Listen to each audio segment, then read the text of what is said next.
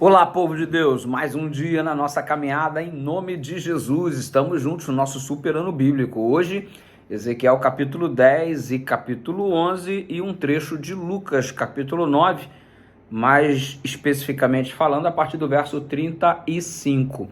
Em Ezequiel 10, nós temos uma visão maravilhosa do trono que rege o universo, a visão das brasas acesas que deveriam ser espalhadas pelo povo.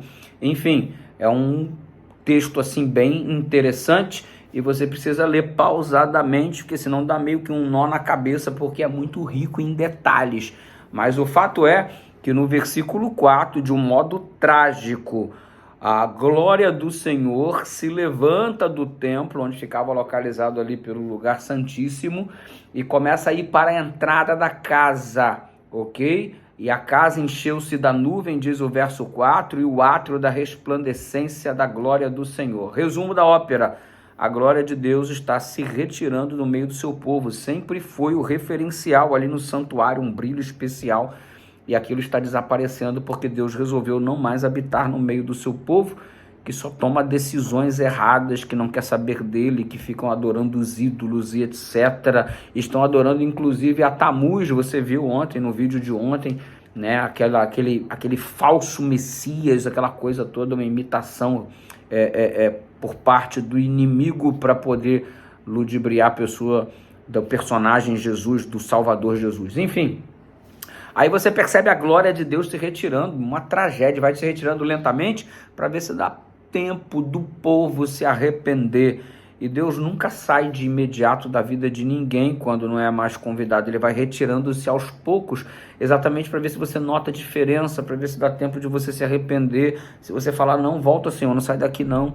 Resultado, ele está saindo em direção ao Monte das Oliveiras, a glória de Deus, lentamente, mas o povo não reage. Você percebe no verso 12, todo o corpo de querubim, suas costas, as mãos, as asas e também as rodas que estavam cheias de olhos ao redor. Gente, para que esta quantidade de olhos aqui narradas no versículo 12, essas rodas e essas coisas todas com muitos e muitos olhos? É para deixar bem claro que, embora a glória de Deus esteja se retirando, ele continua observando o seu povo e observando o seu povo, e tal como o pai rejeitado não deixa de olhar para o seu filho, mesmo que seu filho não queira estar perto, Deus nunca deixou de olhar para você, ainda que você o tenha recusado. Ponha isso na sua cabeça. E ele vê todas as coisas. Isso não é para você ficar assustado, que ele está sempre olhando para você. É para você saber o quanto você recebe a atenção dos céus, o quanto o céu te percebe, o quanto o céu te nota, o quanto o céu te quer bem, o quanto você é querido, o quanto você é amado. Fica esperto com isso. Não deixa a glória de Deus se retirar da sua vida. Não deixe como sendo extinto o Espírito Santo da sua vida. Você percebe que o pecado contra o Espírito Santo, por exemplo, ele é um processo, né? Que o Espírito Santo vai se afastando à medida que recebe muitas escusas, recebe muita recusa e vai se retirando. Não deixe isso acontecer. Se ouvirdes a sua voz, não endureçais o vosso coração. Aí no capítulo 11 de Ezequiel, nós temos esse quadro sendo colocado em detalhes. Ainda tem aqui no versículo 1 o Espírito do Senhor se levantando na vida do profeta e o colocando ali, o levando à porta oriental da casa do Senhor, diz o verso 1. E a entrada da porta tinha 25 homens, no meio deles vi a Jazanias, filho de Assua, Pelatias, filho de Benaías, príncipes do povo, e disse-me, filho do homem, são estes os homens que maquinam vilezas e aconselham perversamente esta cidade. Um momento tão duro para a vida do povo, o povo precisando de uma mensagem que os direcione, que os coloque no rumo, nos trilhos, mas ao invés de serem porta-vozes de Deus, esses príncipes só tinham mensagens depreciativas, só tinham mensagens sem esperança, mensagens que não edificavam e só olhavam o lado ruim das coisas, não viam a bondade de Deus, a paciência de Deus, o amor de Deus.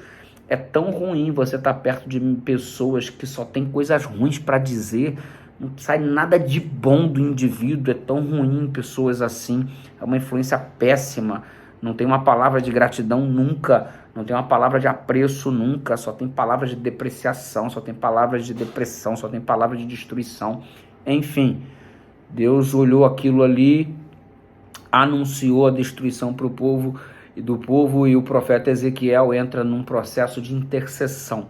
E sabe, mesmo por essas pessoas que não tem muita coisa, não abrem a boca para edificar ninguém, nós temos que interceder, que orar por elas.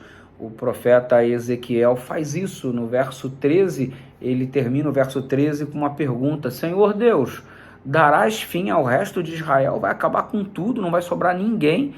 Aí o verso 16, o Senhor, atendendo a oração intercessória do profeta Ezequiel, o Senhor diz: ainda que os lanceis para longe entre as nações, e ainda que os espalheis pela terra, todavia lhes servirei de santuário por um pouco de tempo nas terras para onde for. Eu ainda vou ser o santuário deles, diz o Senhor. Olha o Senhor atendendo a oração intercessória do profeta Ezequiel.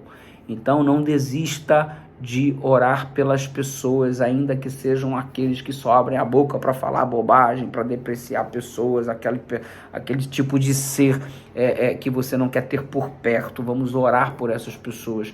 O verso 17, o Senhor continua dizendo: dize ainda, assim diz o Senhor Deus, hei de ajuntá-los no meio do povo e os recolherei da terra para onde forem lançados, e lhe darei a terra de Israel. Deus fazendo promessas em função da oração intercessória do profeta Ezequiel, e obviamente promessas que alcançariam a vida daqueles que se permitissem ser transformados por esta mensagem.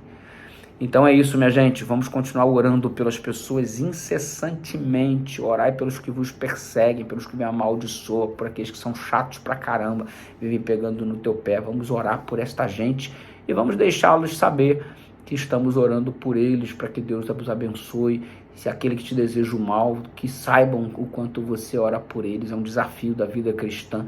E lembre-se, os olhos de Deus estão por todos os lados, vendo todas as coisas, e nada acontece que fuja a sua presença, a sua contemplação. Então Deus nos observa e vamos criar essa disposição de orarmos por essas pessoas que mesmo aos olhos humanos não mereciam tais orações, mas é pela graça. Oremos uns pelos outros, graça e paz. Amanhã tem mais. Curte o vídeo, compartilha, é o nosso ano bíblico. Estamos no livro de Ezequiel aí e está sendo muito bacana. Deus te abençoe, um abraço.